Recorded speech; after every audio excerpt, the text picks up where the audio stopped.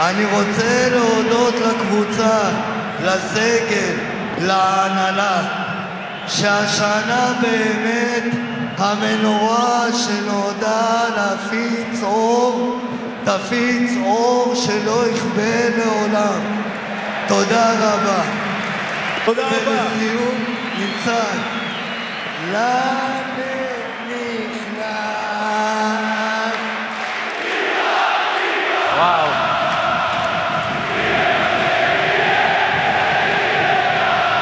את הרגעים האלה אלקנה לא ישכח לעולם, וכמה אנחנו שמחים. הוא דיבר על זה פה. שהוא זוכר איך הוא הלך עם אבא שלו למגרש, וכמה הוא רצה לחזור הביתה, לעולם השפוי, לקחת את הילד שלו לרגעים האלה. הנה הוא מגשים את החלום. אלקנה בוחבוט ומשפחתו, כאן, באצטדיון טדי. ועכשיו אנחנו עם התקווה. אני מתכבד להזמין את הזמר היקר, קוקו עובדיה, לשירת התקווה. בבקשה.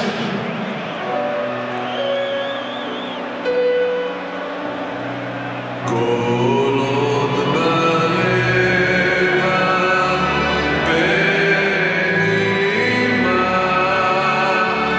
נפש יהודי הומייה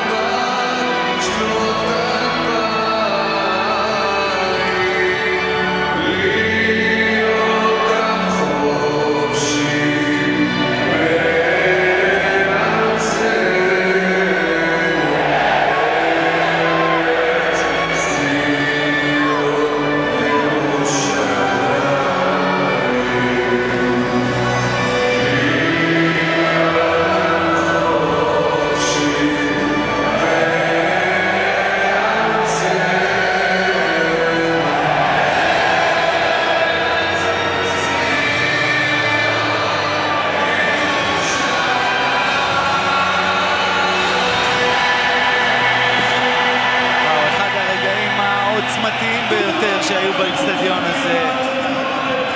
וואו.